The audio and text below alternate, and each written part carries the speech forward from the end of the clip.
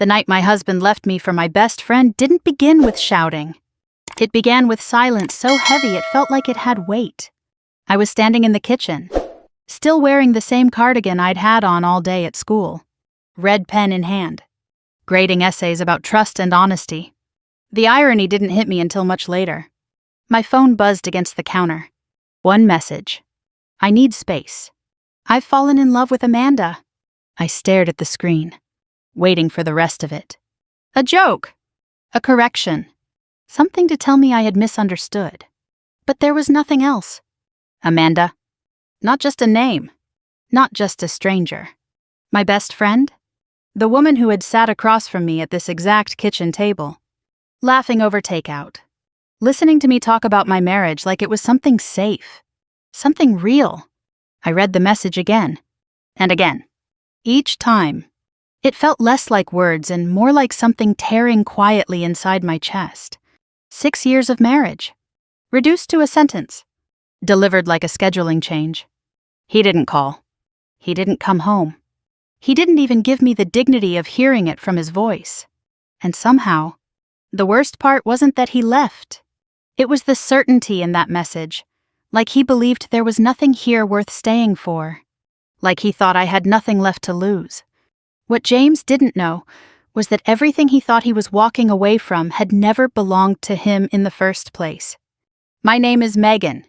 I was 34 then, a high school teacher in a quiet suburb just outside Boston. My life wasn't extraordinary, but it was steady, predictable in the kind of way that makes you believe you're safe.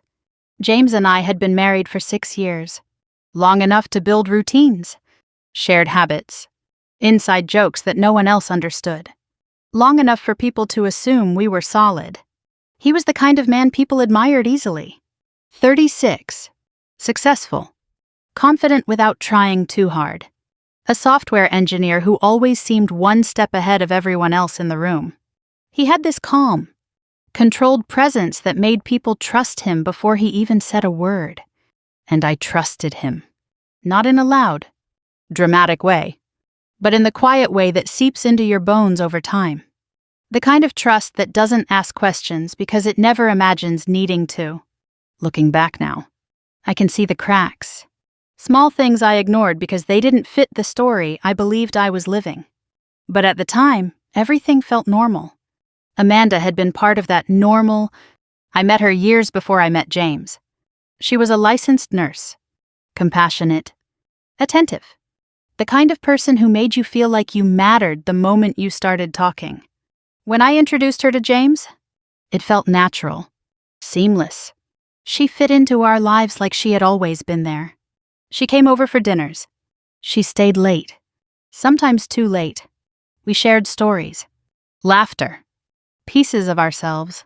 I told her things about my marriage I never said out loud to anyone else. And she listened. At least, I thought she was listening. There were moments, if I'm honest now, that should have meant something. A glance that lingered a second too long. Conversations that went quiet when I entered the room. A feeling I couldn't quite name. So I chose to ignore it. Because you don't expect betrayal from the people you trust the most. That night, after I read the message, I didn't scream. I didn't throw anything. I didn't even cry. I just stood there. The kitchen suddenly unfamiliar. Like I had walked into someone else's house. After a while, I walked down the hallway to our bedroom. It was quiet. Too quiet. The closet door was slightly open. I stepped closer and felt it before I saw it. Space. His side wasn't full anymore. Shirts missing. Shoes gone. The suitcase we kept on the top shelf wasn't there. He hadn't left in a moment of impulse. He had packed. He had planned this. I sat down on the edge of the bed, staring at the empty space like it might explain something if I looked long enough. That's when it shifted. Not the situation. Not the reality. Me. Because somewhere between the silence and the absence, something inside me stopped breaking and started thinking. If he was so sure he could walk away like this, what exactly did he think he was walking away with? I stood up slowly and looked around the room. The furniture we chose together. The framed photos on the dresser.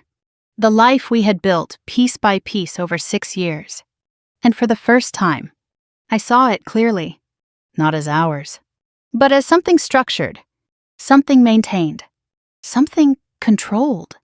I walked back into the kitchen, my phone still on the counter where I had left it, the message still glowing on the screen, waiting for a response I hadn't given. Amanda. James. Gone. And yet, standing there, I felt something unexpected settle into place. Not relief. Not even anger. Clarity. Because James thought he had made a clean exit, like he had stepped into a better life, leaving behind something smaller, weaker, replaceable. He thought I was the one left behind. What he didn't realize was that he had just walked away from everything that had ever held his world together, and he hadn't taken any of it with him. The house felt different the next morning, like it had exhaled something it had been holding for years. I woke up earlier than usual, not because I had slept well, but because my mind refused to stay quiet. For a moment, I lay there staring at the ceiling, listening to the stillness. No footsteps, no shower running, no coffee brewing in the kitchen, just silence.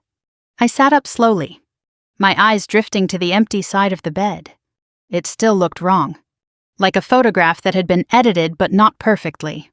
Something was missing, and yet the rest remained unchanged. I didn't cry. Instead, I got up, wrapped my cardigan around me, and walked through the house like I was seeing it for the first time. The living room, the dining table, the hallway lined with framed photos that now felt like evidence instead of memories. Everything was still here.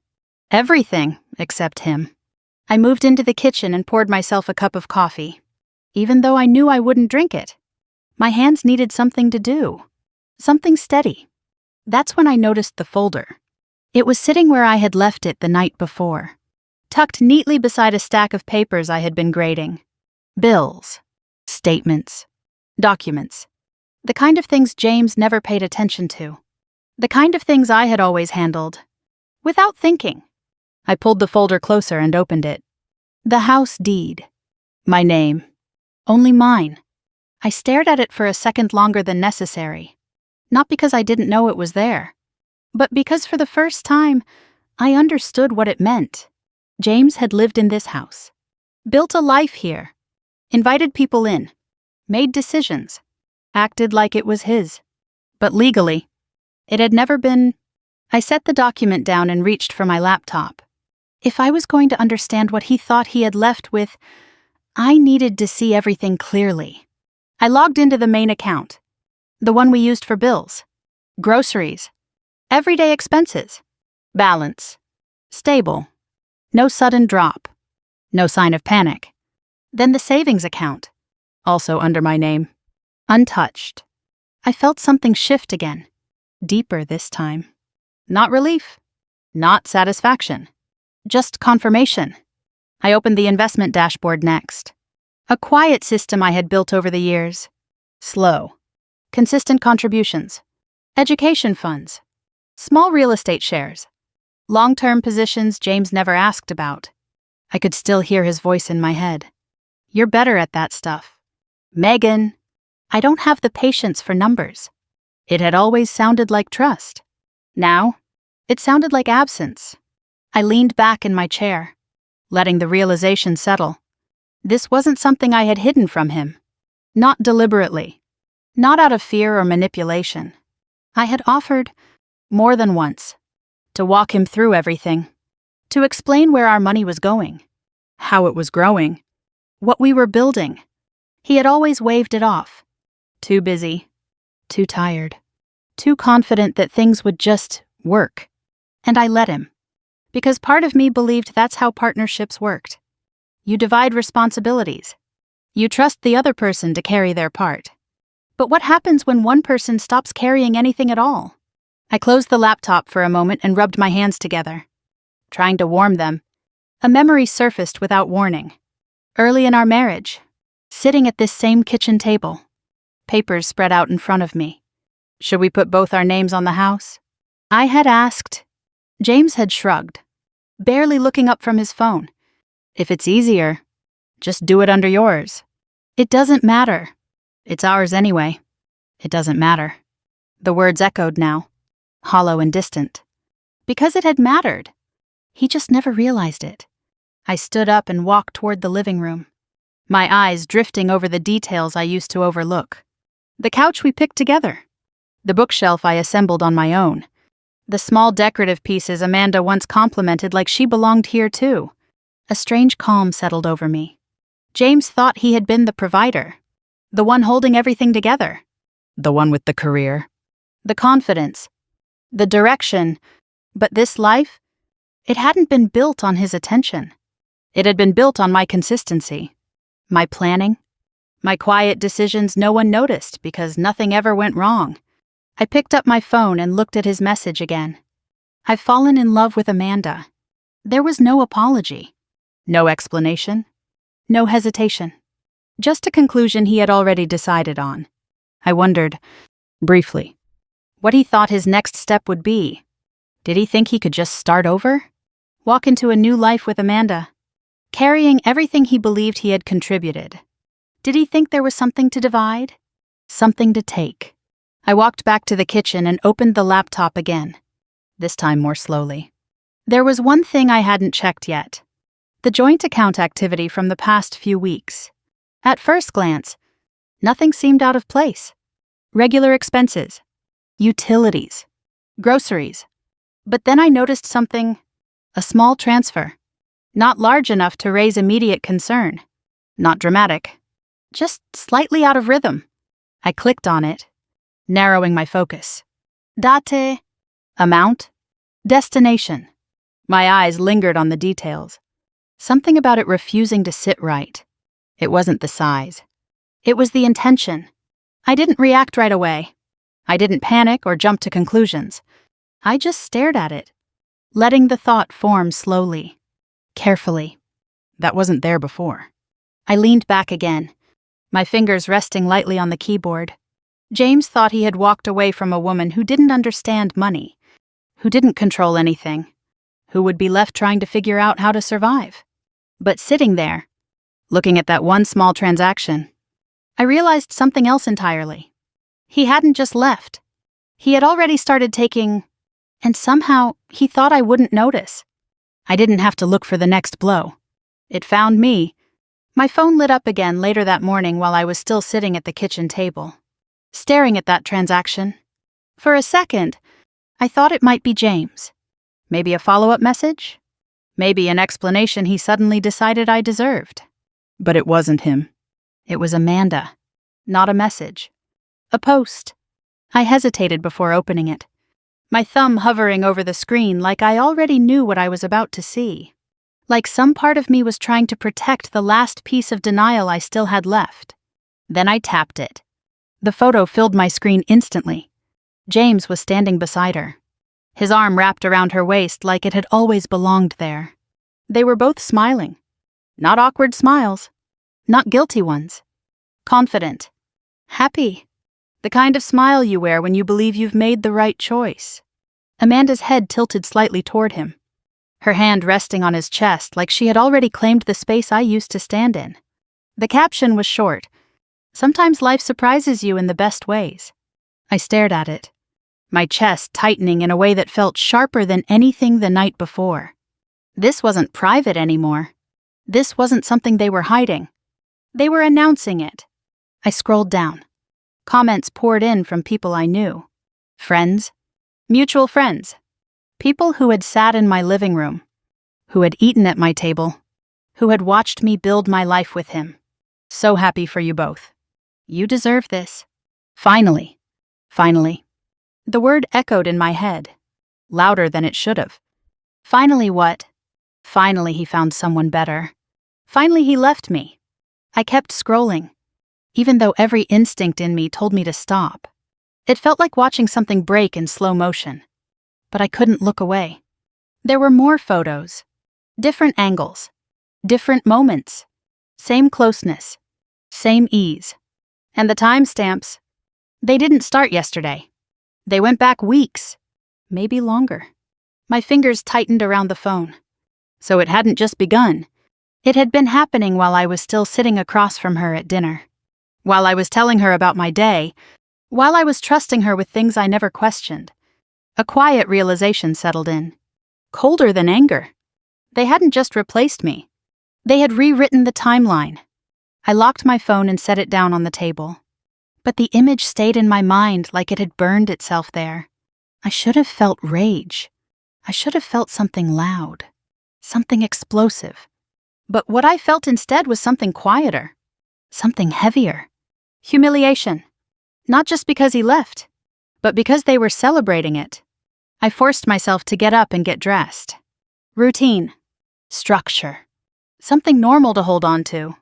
I had classes to teach. Papers to grade. Students who expected me to show up like nothing had changed. And maybe, for a few hours, I could pretend it hadn't. The school felt different the moment I walked in. Not in a way anyone would openly admit. No one said anything directly. No one stopped me in the hallway to ask questions. But I felt it. The pauses in conversations as I passed. The quick glances. The way people looked at me and then looked away just a second too fast. News travels fast in places like this, especially when it's messy. I kept my head down and walked to my classroom, unlocking the door with steady hands that didn't quite match how I felt inside. Once the students started arriving, things settled. Their voices, their questions, their distractions, it all pulled me back into something familiar. For a moment, I could almost forget. Until one of them said, casually, "Miss, are you okay?" I looked up, caught off guard. She wasn't asking about the lesson. She was looking at me. Really looking. "I'm fine," I said. My voice softer than usual, but steady enough. She nodded. But I could tell she didn't fully believe me. And that was the thing. People notice more than you think, even when they don't say it out loud. The rest of the day passed in a blur of half-focus and quiet endurance. By the time I got back to my car, I felt like I had been holding my breath for hours. I sat there for a moment, gripping the steering wheel, trying to decide what I was supposed to feel. Anger, sadness, something. But all I felt was exposed. That night, I made the mistake of checking my phone again. Another post. This time, a group setting, a small gathering, people I recognized, drinks on the table, laughter frozen in a single frame. And there she was, Amanda, standing beside James like she had always been there. I tapped into the comments, my eyes scanning without really meaning to. Then I saw it. A reply from Amanda herself. She just wasn't enough for him. It was buried in a thread, almost easy to miss if you weren't looking for it. But I saw it. Every word. Clear. Intentional. I stared at the screen, reading it again, making sure I hadn't misunderstood. She just wasn't enough for him. Something inside me shifted again. Not cracked. Not broken. Sharpened. Because that wasn't just betrayal anymore. That was a statement. A performance. A story they were telling the world, where I was the weak one. The one who lost. The one who couldn't keep what she had. I set the phone down slowly, my fingers no longer trembling. If they wanted a story, I wasn't going to give them one. I walked back to the kitchen and opened my laptop again, the glow of the screen cutting through the dim light. This time, I didn't hesitate. I went straight to the account history, scrolled past the familiar entries, and stopped. There it was again. Another transaction. Smaller than the first, but just as precise. Just as deliberate. Same pattern. Same direction. I leaned closer, my eyes narrowing as the pieces started to align. The timing. The posts. The confidence. It all connected. This wasn't just about them being together. Something else had already started moving beneath the surface. Something they thought I wouldn't see. I stared at the screen, my voice barely a whisper in the empty room. This isn't just betrayal. My finger hovered over the trackpad, ready to dig deeper. Something's already missing. I didn't sleep that night. Not because I was heartbroken, but because something didn't add up. I sat at the kitchen table with my laptop open, the glow of the screen reflecting in the window like a second version of me staring back. The transaction from earlier still sat there, small and almost forgettable, unless you knew where to look. I clicked into the details again. Date, amount, destination. Nothing dramatic. Nothing that would trigger an alert. But it didn't belong. I started scrolling. One transaction turned into two. Two turned into 5. Each one spaced out just enough to feel random, but not enough to be invisible. Small amounts. Carefully timed. Always moving out. Never in. My chest tightened.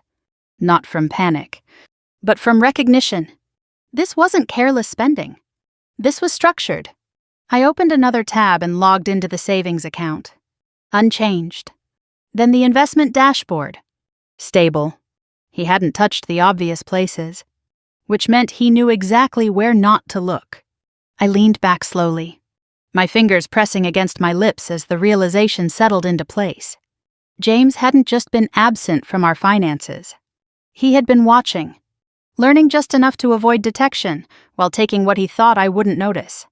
I closed my eyes for a second, letting the thought pass through me completely. This wasn't just betrayal anymore. This was intent. When I opened them again, I reached for my phone. There was only one person I could think of. Matthew.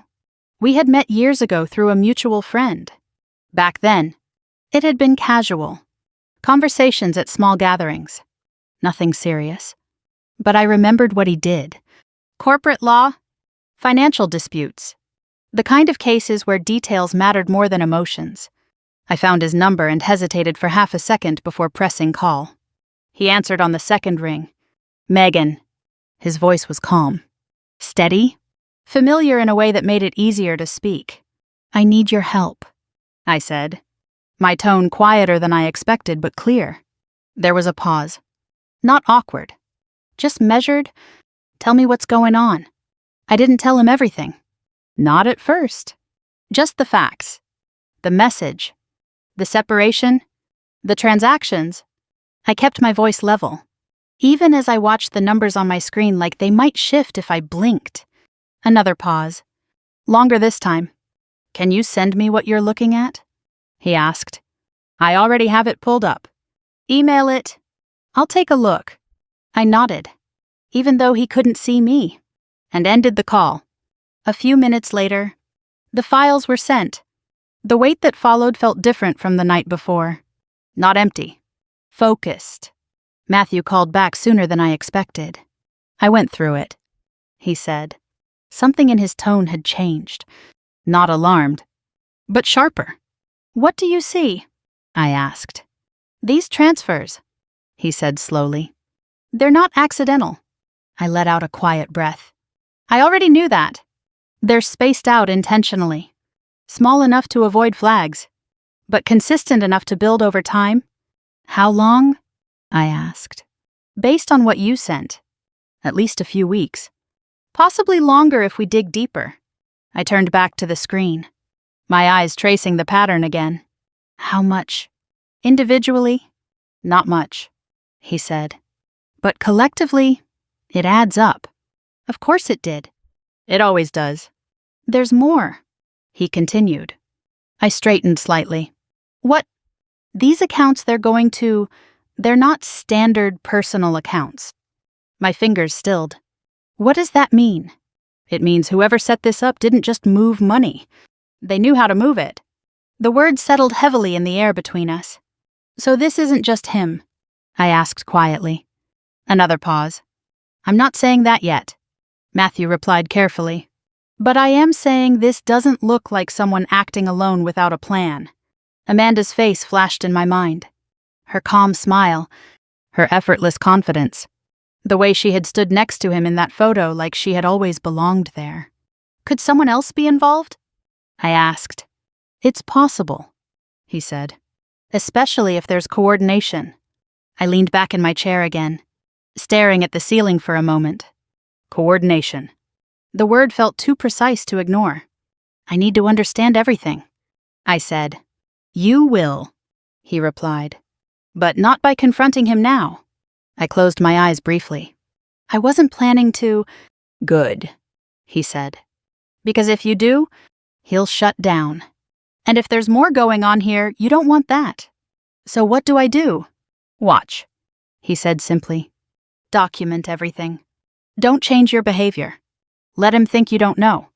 I almost laughed, but it came out as a quiet exhale instead. He already thinks that.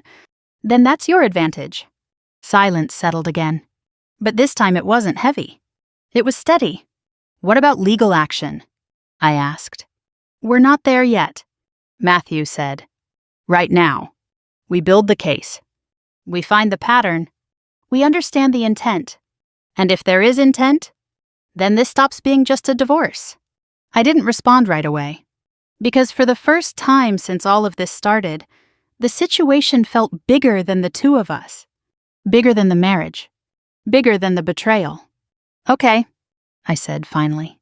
Send me everything you find, he added. And Megan? Yes. Don't underestimate this. People who move money like this, they don't do it once. I ended the call slowly, setting my phone down beside the laptop.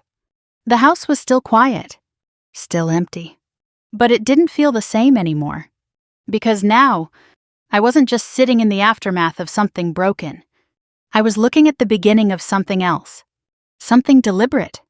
Something hidden. I turned back to the screen, my eyes scanning the transactions one more time. Each number, each date, each detail. And for the first time, I didn't feel hurt. I felt alert. Because James hadn't just walked away from me. He had been taking from me long before he left. And somehow, he thought I would never notice. His message came the next morning. Can we talk? No apology. No explanation. Just those 3 words. Like everything that had happened could be reduced to a conversation. I stared at the screen for a long moment, my thumb hovering over the reply button. If this had been a few days ago, I would have answered differently. I would have asked why. I would have needed something from him. Closure. Truth. Anything that made sense of what he had done. But now I already had something better. Clarity. I typed back slowly. Okay, just that. Nothing more. I could almost feel it through the silence of the phone, the shift, the relief on his end, the assumption that I was still exactly where he left me, that I was still the woman who didn't know. I set the phone down and exhaled quietly. If he wanted to talk, I was going to let him. Just not in the way he expected. Matthew's words echoed in my mind. Don't change your behavior. Let him think you don't know. So that's what I did. I chose the role, the woman he believed I was, the one who had been left behind. We agreed to meet later that afternoon at a small coffee shop halfway between the house and his office. Neutral ground. Public enough to feel safe. Private enough to have a conversation. I arrived early, not because I was nervous, but because I needed the space. I chose a table near the back, where I could see the entrance without being immediately seen. I wrapped my hands around a cup of coffee I didn't plan to drink and waited. When James walked in, I recognized him instantly. Of course I did.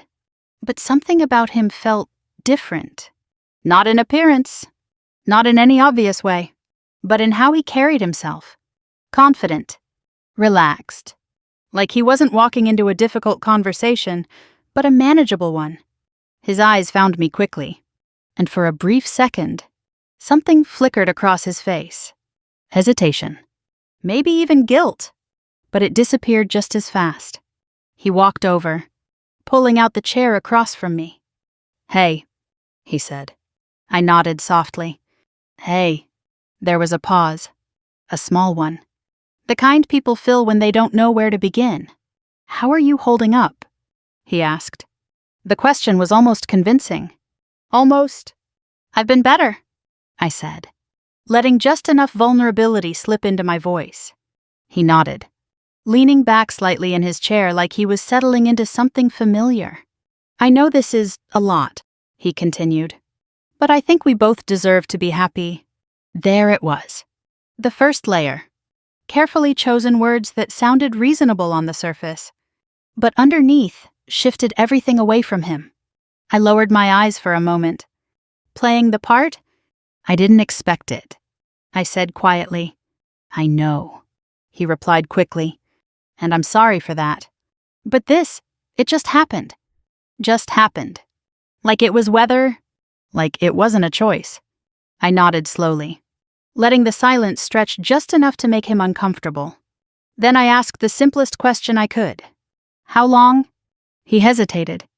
Just for a second. Not long, he said. It wasn't planned. I didn't react. Didn't challenge it. I just nodded again. Like I accepted it. And that was all it took. Because the moment I didn't push back, he relaxed. I could see it in his shoulders. In the way his voice steadied. He thought he was in control again. We should talk about next steps, he said, shifting slightly forward. I don't want this to get messy. There it was. The real reason. Not closure. Not honesty. Control. What kind of next steps? I asked, keeping my tone soft. Almost uncertain. Well, the house. For example, he said. It might be easier if we just sell it. Split everything cleanly. I looked down at my hands, letting them rest loosely around the cup. Sell it. I repeated. Yeah, he said quickly. It's the simplest option. We both walk away. No complications. No complications. I almost smiled. Instead, I let a small hesitation show. I don't know if I'm ready for that, I said. He leaned in slightly, his tone shifting just enough to sound reassuring. I get that. But the longer we wait, the harder it becomes. It's better to handle it now. Of course it was. For him. I glanced up at him, meeting his eyes for the first time since he sat down. What about everything else? I asked. What do you mean? The accounts. The savings. All of it. He blinked. Just once. Then recovered. We'll figure that out, he said. We can go through everything together. Together. The word felt hollow. I nodded slowly, letting my gaze drift away again. Okay, I said. That was all it took. Because agreement, even partial, gave him exactly what he needed. Confidence. He started talking more after that, explaining things I didn't ask about, filling in gaps I hadn't questioned, offering solutions before I even formed the problems out loud. And I let him. Every word he said. I listened. Every detail. I stored. Because the more he spoke, the more he revealed. I noticed the small things. The way he avoided specifics when it came to timelines. The way he generalized financial details. The way certain phrases didn't sound like him at all. Like they had been given to him. Amanda. Even though she wasn't there. I could feel her presence in the conversation. In the urgency. In the structure of what he was saying. This wasn't just him thinking ahead. This was something planned. When the conversation slowed, he reached into his bag. I brought some documents, he said casually. Just to get things started. There it was. Paper. Prepared. Ready? I glanced at them but didn't reach out. Can I look at them later? I asked. He hesitated. Just for a second. Then nodded. Yeah, of course. I stood up slowly, picking up my bag. I just need a little time, I added. Take whatever you need, he said. But I could hear it. The impatience beneath the words. The need for this to move forward. I gave a small nod and turned to leave. As I walked toward the door, I felt his eyes on me. Watching. Waiting. But I didn't look back. Because I didn't need to. I already knew exactly what he believed. That I was confused. That I was hurt. That I was still trying to understand what had happened. What he didn't know. Was that I understood everything? And I was letting him walk exactly where I needed him to go. The message came in just as I was unlocking my front door.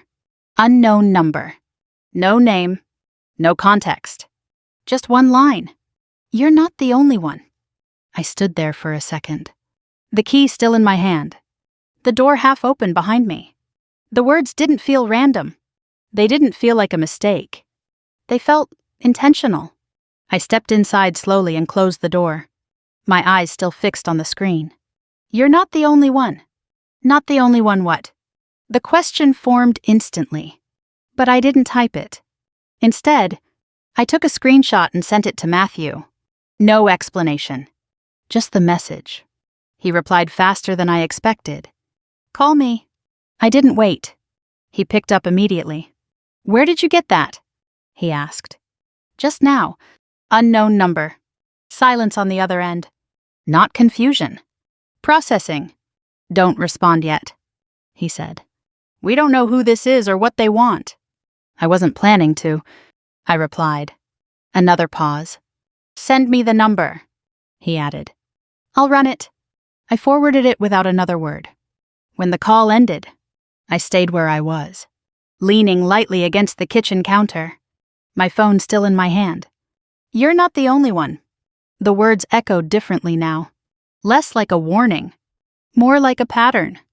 I opened my laptop again and pulled up the transactions, lining them up beside the message like pieces of something I couldn't fully see yet.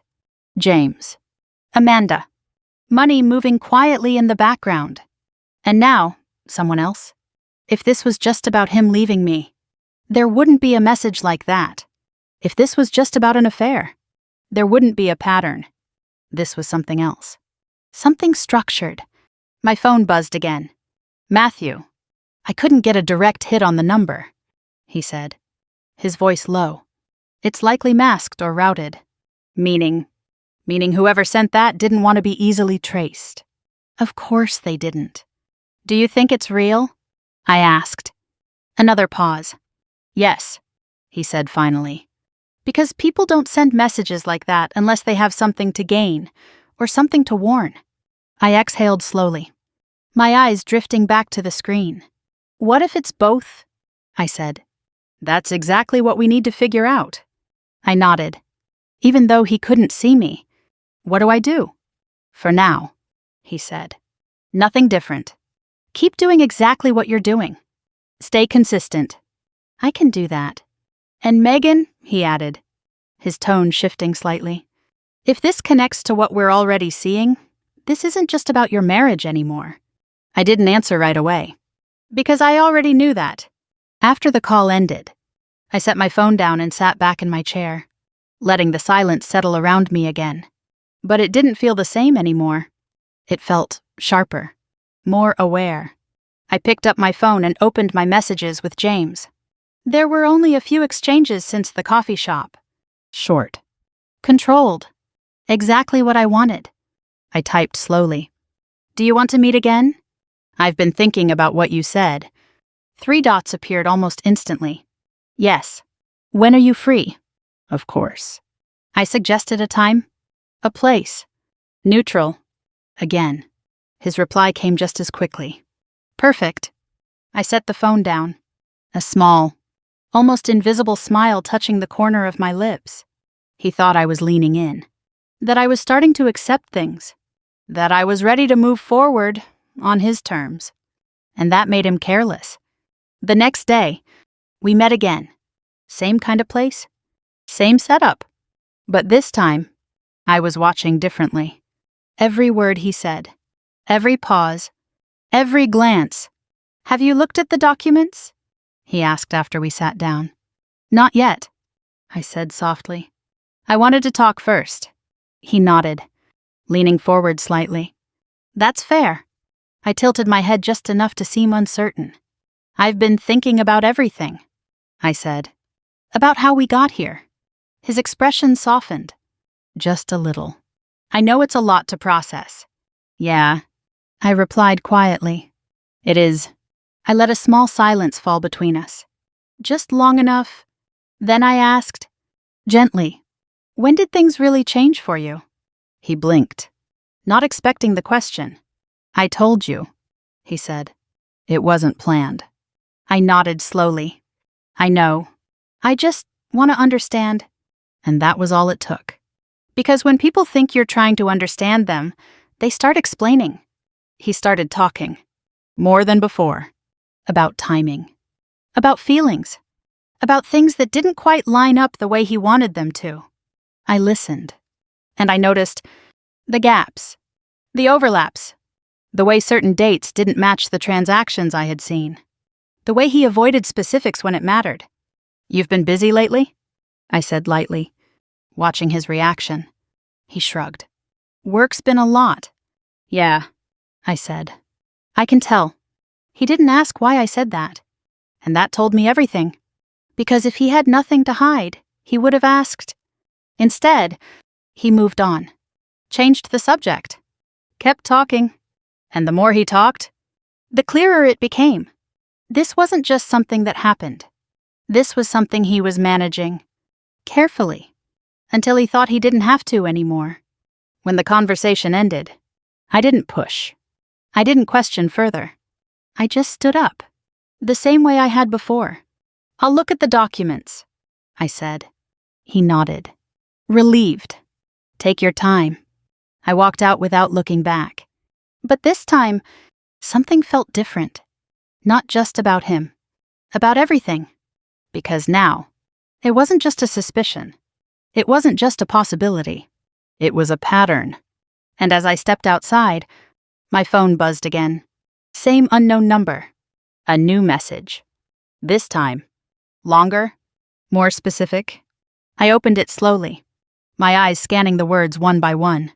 And as I read, the last piece fell into place. I wasn't uncovering a mistake. I was uncovering a system. I read the message twice before I let myself understand it.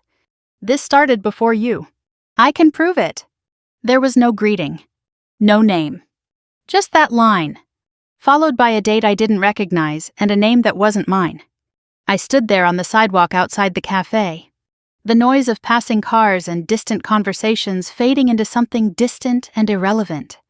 "Before you," the words settled into place with a weight that felt different from everything else. Not sharper, colder. I typed back carefully, "Who is this?"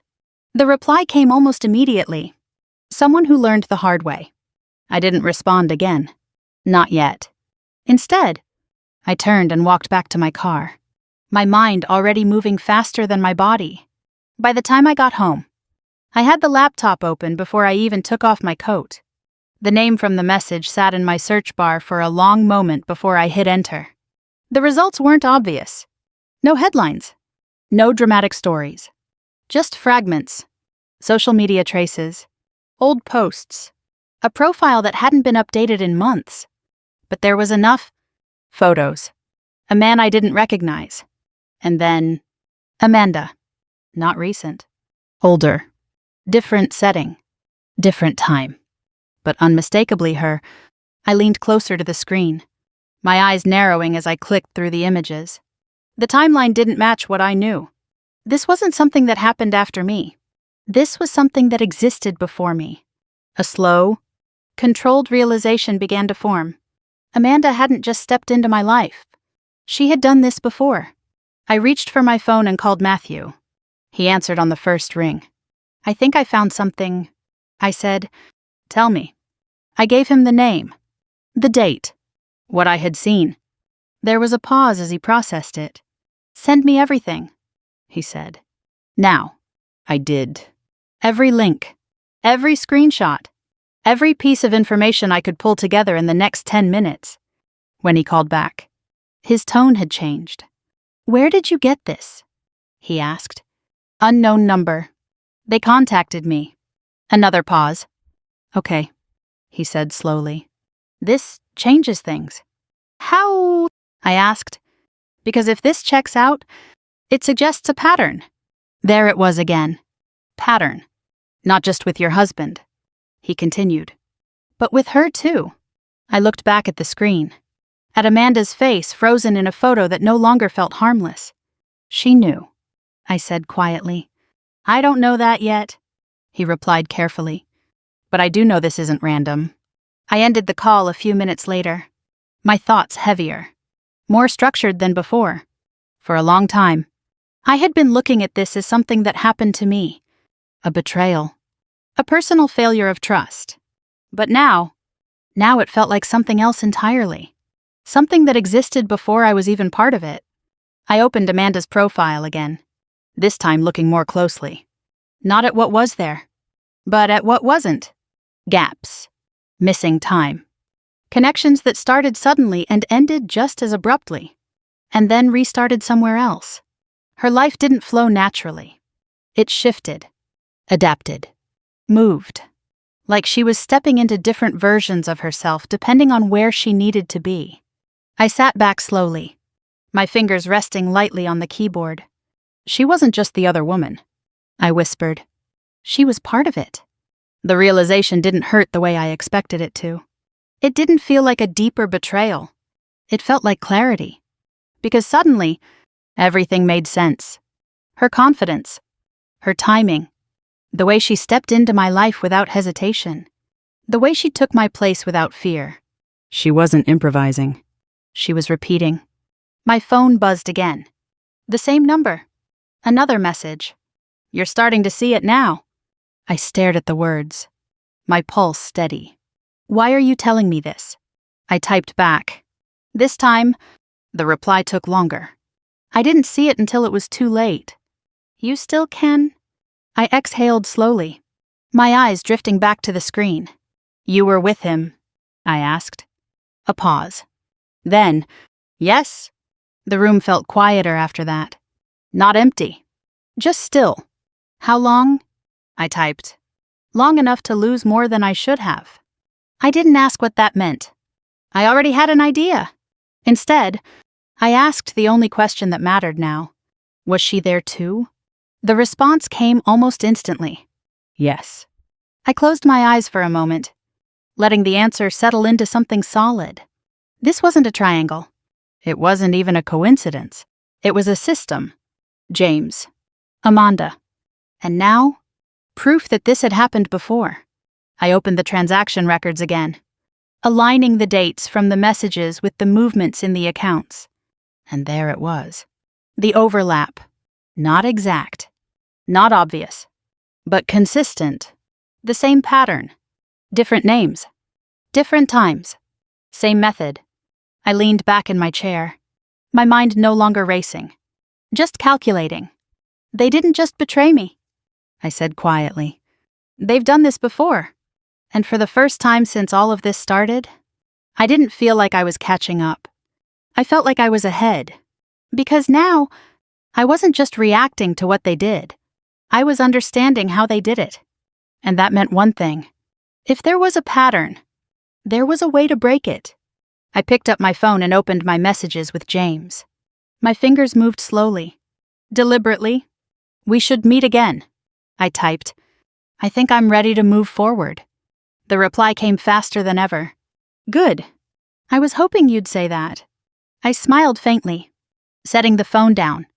Because now, I wasn't walking into a conversation. I was setting the stage. And this time, I knew exactly what role they were playing. By the time I sat across from Matthew again, I wasn't asking questions anymore. I was building something. The folder between us was thicker now. Screenshots, timelines, names, transactions, pieces of a pattern that no longer felt abstract. Matthew flipped through the pages slowly, his expression focused in a way that told me he was already several steps ahead. You've done more in 2 days than most clients do in weeks, he said without looking up. I didn't have the luxury of time, I replied. He nodded once, then set the folder down. This is enough to establish intent, he said, but not enough to lock it. What's missing? I asked. Confirmation, he said. We need them to act again. Clearly, intentionally, in a way that connects everything. I leaned back slightly, already knowing what he meant. You want them to walk into it. I want them to believe they're still in control, he corrected.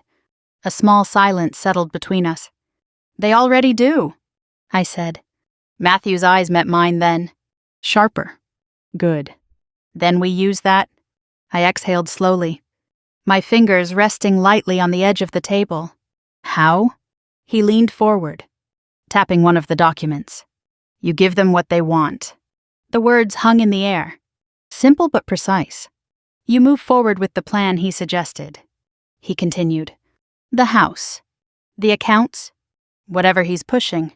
And let him think I'm agreeing. Not think, Matthew said. Believe. I considered that for a moment, then nodded. Okay. Then we create a situation where he has to commit, he added. Something formal. Something documented. A meeting. Exactly. I stood up a few minutes later with the folder in my hands. The plan already forming in my mind. For the first time since all of this started. I wasn't reacting. I was directing. When I texted James that afternoon, I didn't hesitate. I've been thinking about everything. I think we should finalize things. The reply came almost instantly. Really? There it was. Hope. Yeah, I typed. I don't want to drag this out. A pause. Then, that's probably for the best. Of course it was. For him. We should meet, I added. Go over everything properly. Agreed. I set the time. The place. Not a coffee shop this time. A private conference room Matthew had access to. Neutral. But controlled. Formal enough to make everything feel real. James didn't question it. Why would he? He thought he was winning. The next few days passed in a strange kind of calm. On the surface, everything looked the same. I went to work. Taught my classes. Graded papers. I responded to James's messages with just enough warmth to keep him comfortable. But underneath, everything was moving. Every message saved. Every call noted. Every detail documented. Amanda started appearing more in his messages too. Not directly, but through him. Phrases that didn't sound like him. Suggestions that felt too precise. She thinks it might be easier if she suggested we handle it this way. I never responded to those parts directly. I didn't need to, because every time he mentioned her, he confirmed something he didn't realize he was revealing. They were working together. Not emotionally. Strategically. And the closer we got to the meeting, the more obvious it became. His tone changed. More confident. More direct. Less cautious. He started pushing timelines. We should get this done soon. No reason to wait. It'll be cleaner this way. Cleaner? I almost laughed when I read that. But I didn't. I just agreed. Yeah, I understand. The night before the meeting, I sat at my kitchen table again. The same place everything had started. The folder was open in front of me. Every page in order. Every detail aligned. I ran my fingers lightly over the documents. Not to check them, but to remind myself, this wasn't about catching him anymore. That part was done. This was about finishing it. My phone buzzed. James? Tomorrow works. Right. Yes, I replied. Another pause. Then, good. I think this is the right decision. I stared at the message for a moment before setting the phone down. The right decision. For him. It probably felt that way. He thought he was walking into a clean ending. A controlled exit. A chance to start over with everything intact. But he wasn't walking into an ending. He was walking into something else entirely. The next morning, I dressed simply. Nothing dramatic. Nothing that drew attention. Just enough to look like myself. The version of me he expected. When I arrived at the building, Matthew was already there. He didn't say much. Just a small nod as I stepped into the room. Everything was set. The table. The chairs. The quiet. Controlled atmosphere. I placed the folder in front of me and sat down, my hands resting calmly on either side of it. Once this starts, Matthew said quietly, don't rush it. I won't. Let them talk. I nodded. Because that was the plan. Let them talk. Let them explain. Let them believe. A few minutes later, the door opened. James stepped in first. Confident. Relaxed. Exactly as I expected. And just behind him, Amanda. For a brief moment, our eyes met. She didn't look away. Neither did I. Then they both sat down across from me. Like this was just another conversation. Another step in their plan. I folded my hands lightly on the table, my expression calm. Because they thought they were walking into a negotiation. But they weren't. They were walking into the truth. And this time, I was ready to let them see it. The room felt smaller the moment the door closed behind them. James walked in like he had already decided how this would go. Amanda followed a step behind. Her posture relaxed, her expression composed in a way that would have looked confident to anyone who didn't know what to look for. I noticed everything. The way James didn't hesitate before taking his seat. The way Amanda chose the chair beside him. Not across. The way neither of them asked why Matthew was there. They assumed, and assumptions were exactly what brought them here.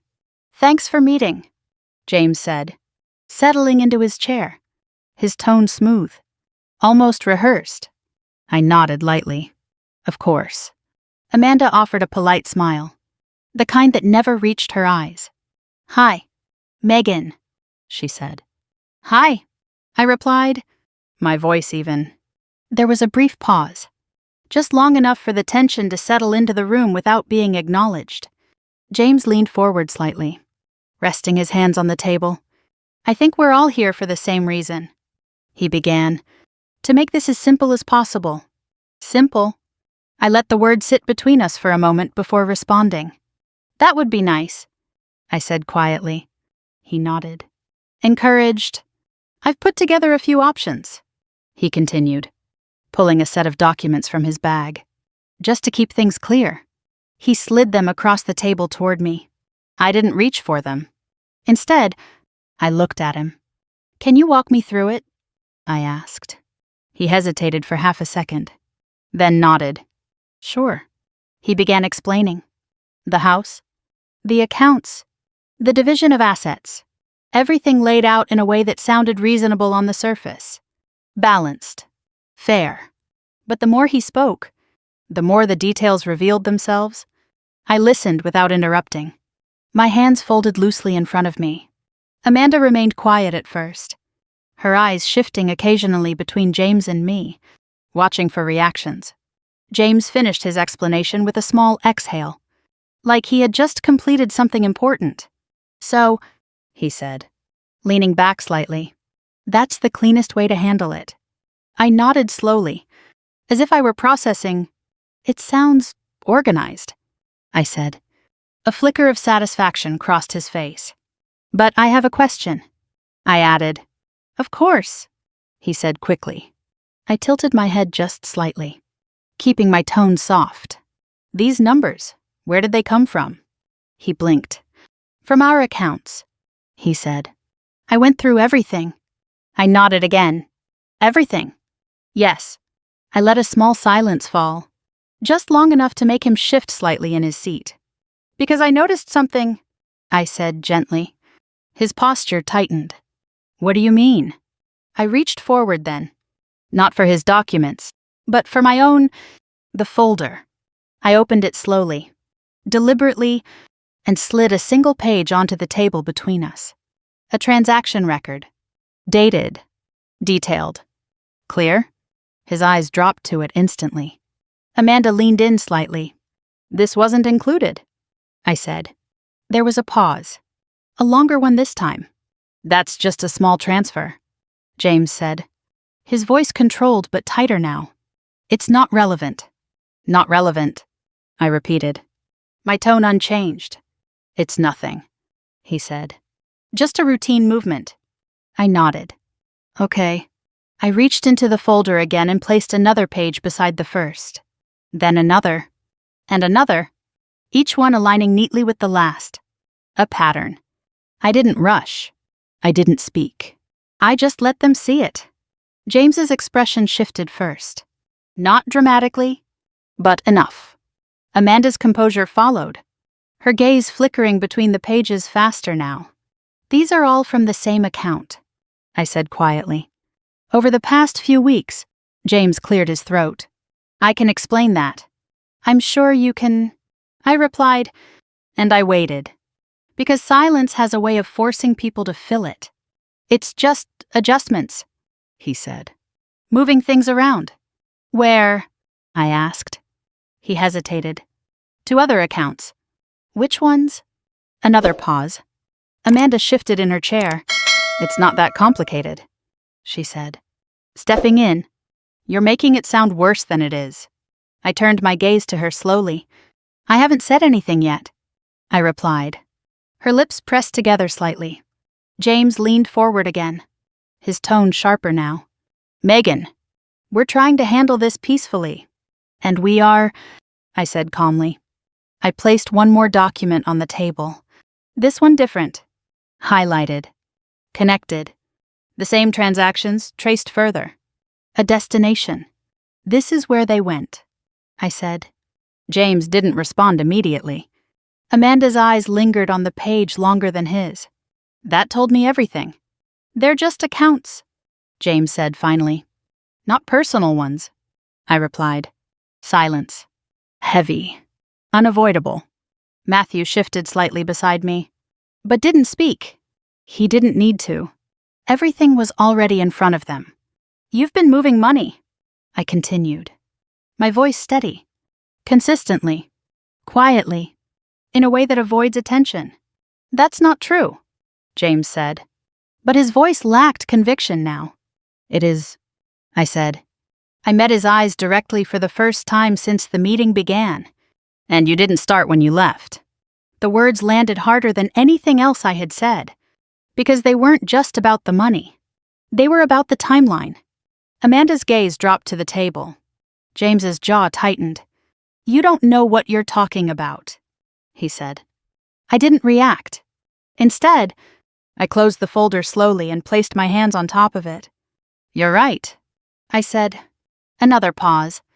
Then I leaned forward slightly, my voice quieter, but sharper. Then maybe you should explain it to me. No one spoke. Not immediately. Because for the first time since they walked into the room, they weren't in control of the conversation anymore, and they could feel it. I let the silence stretch just a little longer before reaching into the folder again. This time, I didn't pull anything out. I just rested my hand there, looking at James. Do you want to keep pretending? I asked softly. Or do you want to see what I already know? I slid the final document out of the folder and placed it on the table without a word. No build-up. No hesitation. Just the truth. Laid flat between us. For a second, no one moved. Then James reached for it. His fingers weren't steady anymore. He scanned the page quickly at first, like he could skim past whatever was there and still stay in control. But then his eyes slowed, stopped, traced the same line twice.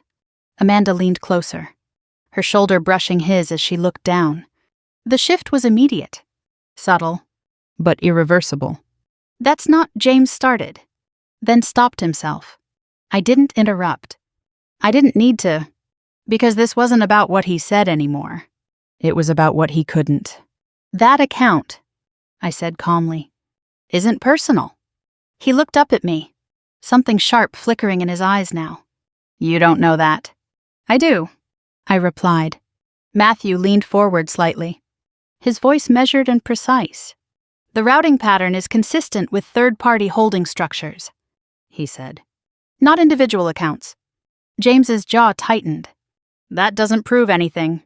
It proves intent, Matthew said. The word hung in the air. Intent. Amanda shifted in her seat, her composure slipping just enough for it to be visible. This is being blown out of proportion, she said, her tone defensive now.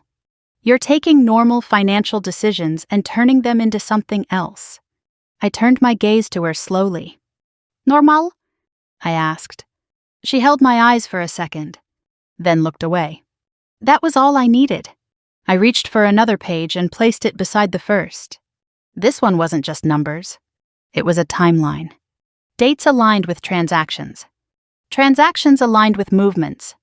Movements aligned with them.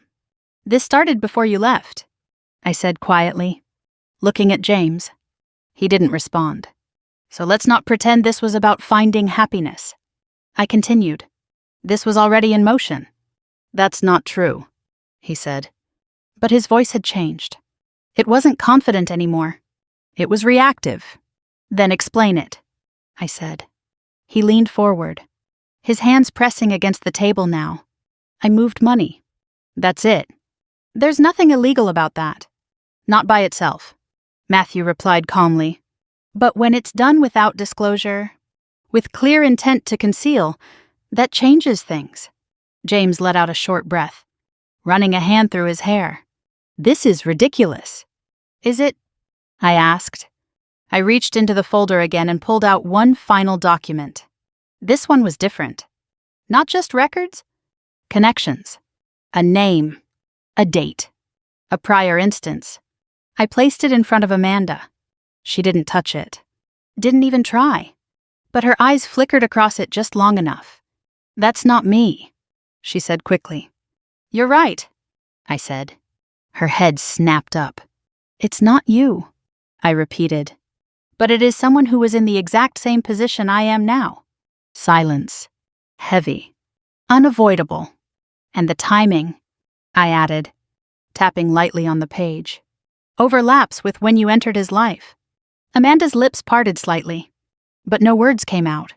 James looked between us, confusion mixing with something else now, something closer to fear. This doesn't prove anything, he said again. But the repetition only made it weaker. It proves a pattern, Matthew said. That word again. Pattern. I leaned back slightly, letting the weight of everything settle into the room. This wasn't just about me, I said. And it wasn't just about you finding something new. I looked at James. This was already happening. He stared at me, his expression shifting rapidly now, trying to find something to hold on to. You're twisting this, he said. You're trying to make me look like... Like what? I cut in quietly. He stopped, because there was no answer that worked. Amanda shifted again, this time pulling slightly away from him. A small movement. But it said everything. This isn't what we agreed on, she said under her breath. James turned to her. What are you talking about? Her eyes flicked to me, then back to him. You said this was handled, she said, her voice tighter now. I did handle it, he snapped. No, she said. You thought you did. The room went still. Not silent. Still. Because something had just broken between them. And they both knew it. I didn't move. Didn't speak. I just watched.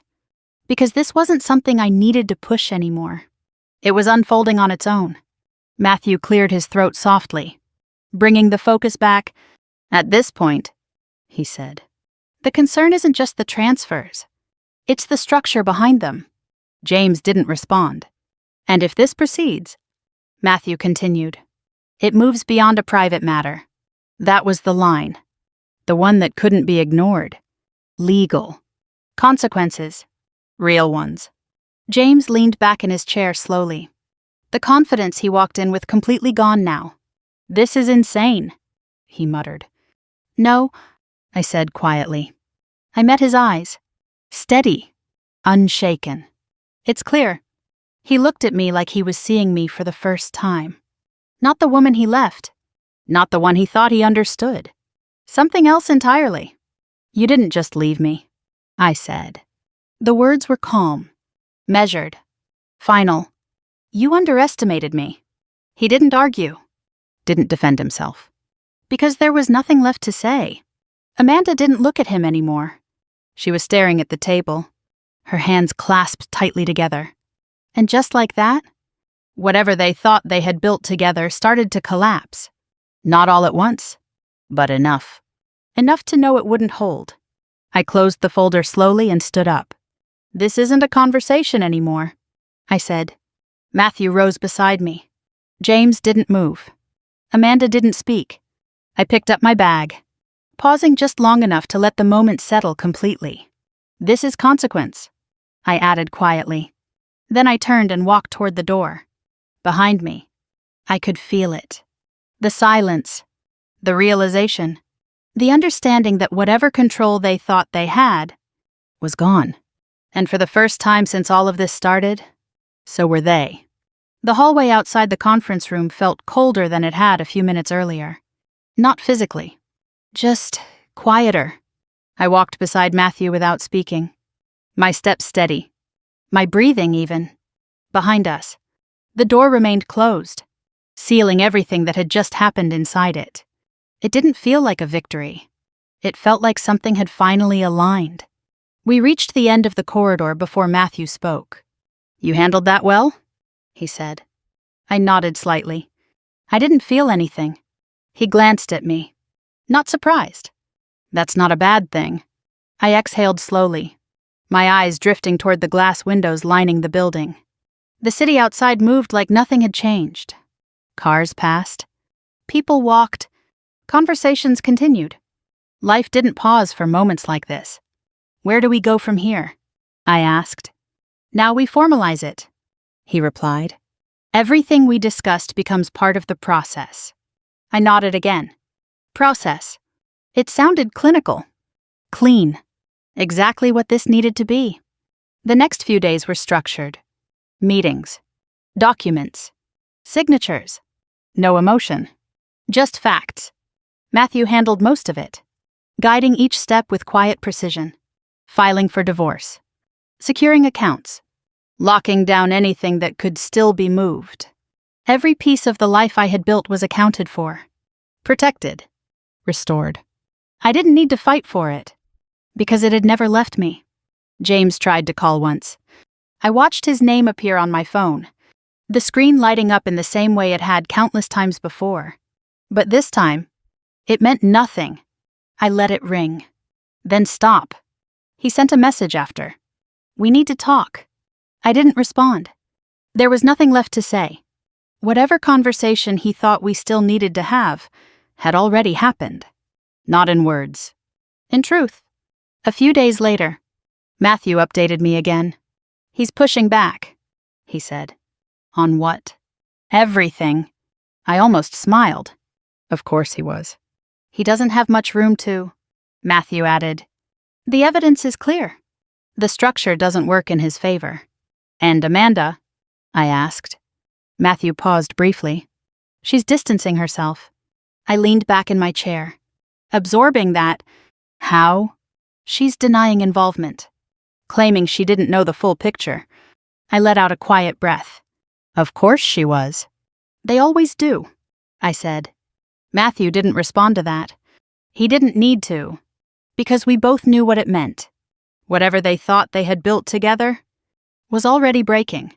Not because I destroyed it, because it couldn't hold once it was exposed. I returned to school the following week. Same classroom. Same routine. Same early mornings and quiet afternoons. But it felt different. Not because anything had changed around me. Because I had. The first time I stood in front of my class again, I paused for a moment, looking out at the rows of students. Their faces expectant. Familiar. Grounded. Real. "Good morning," I said. My voice sounded steady. Stronger than I expected. They responded like they always did. And just like that, life continued. But this time, it didn't feel like I was holding something together. It felt like I was standing on something solid. During lunch, I sat alone in the staff room, flipping through papers I wasn't really reading. One of my colleagues walked in, hesitated for a second, then approached. "Hey," she said softly. I heard about everything. I looked up, meeting her eyes. There was no judgment there, just curiosity. Concern. "I'm okay," I said simply. She studied me for a moment, then nodded. "You seem different." I thought about that. Not in a defensive way. Just honestly, "I am," I said, and I meant it. Because the version of me that had stood in that kitchen reading his message was gone. Not broken, just replaced. By someone who saw things more clearly. Who understood that trust wasn't about ignoring signs. And strength wasn't about holding on. It was about knowing when to let go. That night, I sat in the living room again. The same space that once felt like it had been emptied out. But now, it didn't feel empty. It felt mine. Completely. I looked around slowly. The furniture. The walls. The quiet. Nothing had changed. And yet everything had. Because I wasn't waiting anymore. Not for him. Not for answers. Not for anything. My phone buzzed again. A message. Not from James. From Matthew, it's moving forward. Cleanly. I stared at the words for a moment, then set the phone down. Clean. That was the right word. No drama. No chaos. Just resolution. I leaned back against the couch, closing my eyes briefly. Not to escape. Just to breathe. Because for the first time since all of this started, I wasn't thinking about what I had lost. I was thinking about what I had finally seen. And the truth was, I hadn't lost him. I had found myself, and that was something no one could take away. The classroom was quiet when I walked in that morning. Sunlight stretched across the empty desks, soft and familiar, like it had been waiting for me to notice it again. I set my bag down slowly, taking in the stillness before the day began. For a moment, I just stood there, not thinking about what had happened, not replaying anything, just standing. Because for the first time in a long time, I didn't feel like I was carrying something heavy into the room with me. I felt clear. I moved to my desk and placed my papers down, smoothing them out with steady hands. The routine was the same. The environment was the same. But I wasn't, and that difference was everything. I used to believe that stability meant holding on to a marriage, holding on to a version of life that looked right from the outside. Holding on to people, even when something inside me quietly questioned it. Now I understood something else entirely. Stability wasn't about holding on. It was about knowing what was worth keeping, and what was never mine to begin with. I sat down and let my eyes drift across the room again, memories brushing past without weight. The message, the silence, the unraveling, the truth. None of it felt sharp anymore. It felt finished. Not because it didn't matter, but because it no longer defined me. I thought about James for a moment. Not with anger, not even with disappointment. Just distance. He had made his choices. He had believed in a version of reality where he was in control, where he could walk away and still keep everything that mattered. And in the end, he lost that illusion. Amanda crossed my mind too. The confidence, the certainty, the way she stepped into my life like it was already hers. But now, when I thought of her, I didn't feel replaced. I felt removed. Because whatever role she thought she had taken, it was never about me. It was about something she had been part of long before I ever saw it. And once I saw it, it lost its power. The bell rang softly in the distance, signaling the start of the day. Students began to filter in, their voices filling the room with life again. "Good morning," I said, my voice calm, grounded. They responded the way they always did. Nothing had changed for them, and that was the beauty of it. Life doesn't stop. It moves. And so do we. As I moved through the lesson, explaining, listening, guiding, I felt something settle deeper inside me. Not strength in the way people usually describe it. Not loud, not dramatic, but steady. The kind of strength that doesn't need to prove anything. The kind that simply exists.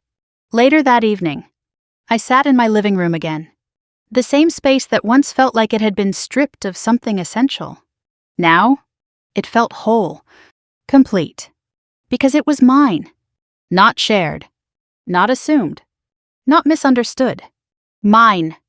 I leaned back against the couch, letting the quiet wrap around me without discomfort. There was no urge to check my phone. No need to revisit anything. No questions left unanswered.